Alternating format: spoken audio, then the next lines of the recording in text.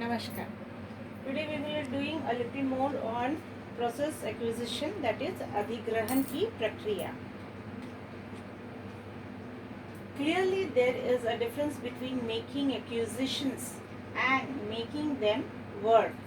And clearly we must look beyond conventional advice on making acquisitions to understand how to manage them better. That is, स्पष्ट रूप से अधिग्रहण करने और उन्हें काम करने के बीच अंतर है, और स्पष्ट रूप से हमें यह समझने के लिए कि उन्हें बेहतर तरीके से कैसे प्रबंधित किया जाए, अधिग्रहण पर पारंपरिक सलाह से परे देखना चाहिए. मीन्स कि whereas it is already said कि what is the difference, there is a difference between making acquisitions, means जो भी problems है, जो भी problems we are facing nowadays, what we will do, हम लोग क्या करेंगे कि अधिग्रहण को और उनके काम करने के बीच के अंतर को देखेंगे. We will see the difference between the acquisition in making them work. और स्पष्ट रूप से हम ये समझने के लिए कि उन्हें बेहतर तरीके से कैसे प्रबंधित किया जाए, means how they can be worked beyond the conventional advice. We will see on that also. Means how they are working, how they will work, कैसे उसको मैनेज करेंगे, कैसे उसको देखेंगे, समझेंगे, जानेंगे, कैसे उसको सॉल्व करेंगे. We will work on that. अधिग्रहण पर पारंपरिक सलाह से परे देखना चाहिए. Means we have to manage them in a better way. We have to understand it in a very nice manner. Now most analyst stress one of two ways to make acquisitions work. ठीक है. अधिकांश विश्लेषक अधिग्रहण कार्य करने के लिए दो तरीकों में से एक पर जोर देते हैं.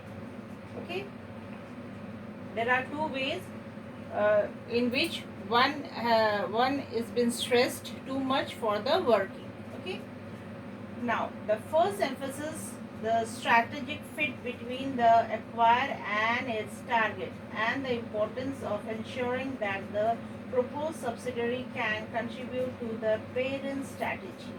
Now पहले अधिग्रहणकर्ता और उसके लक्ष्य के बीच रणनीतिक फिट पर जोर देता है, और यह सुनिश्चित करने का महत्व रखता है कि प्रस्तावित सहायक माता पिता की रणनीति में योगदान कर सकता है.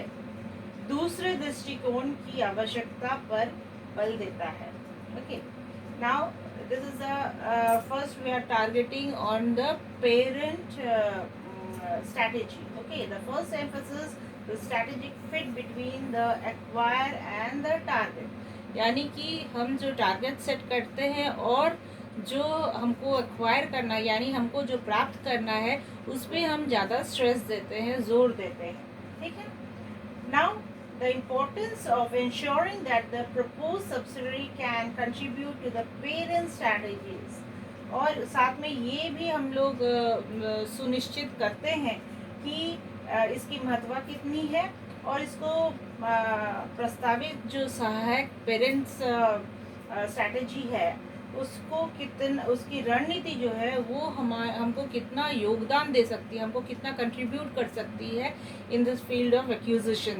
एक्विजिशन के फील्ड में वो उसका रोल कितना रहता है. ठीक है. नहीं तो क्या होगा, दूसरा दृष्टिकोण की आवश्यकता पर बल देता है. नहीं तो फर्स्ट रणनीति अगर हमारी फेल हो जाती है, फर्स्ट रणनीति हमारी अगर काम में नहीं आती है, तो हम कोशिश करते हैं कि दूसरी रणनीति को अपनाएं, जो दूसरा हम अपने आप में स्ट्रैटेजी हम सेट करके रखे हैं, हम उसी को देखेंगे. Now the movement the involvement of specialist and analyst with particular expertise and independent goals often results in multiple fragmented views of the agreement. Teachers may find it difficult to integrate these perspectives. विशेषताओं और स्वतंत्र लक्ष्यों के साथ विशेषज्ञों और विशेषज्ञों की भागीदारी अक्सर समझौते के कई खंडित विचारों के परिणाम स्वरूप होती है। शिक्षकों को इन दृष्टिकोणों को एकीकृत करने में मुश्किल हो सकती है। Now what we are saying, we have the specialist, we have the involvement also, okay, and the analyst means जो विश्लेषण करते हैं, विश्लेषणकर्ता, विश्लेषक और विशेषज्ञता और सबको हम लोग स्वतंत्र लक्ष्य हम लोग देखते हैं, स्वतंत्र रूप से हम लोग देखते हैं। And the independent goal often results to multiple fragmented views, इसके बहुत सारे अलग अलग परिणाम स्वरूप हम लोग देख सकते हैं। और साथ में views of the agreement teachers में find it difficult to integrate these perspectives, लेकिन शिक्षकों को हो सकता है इसमें बहुत सारी दिक्कतें, बहुत सारी मुश्किलें सामने आ सकती है इसको सामना करने के लिए। Thank you for the class.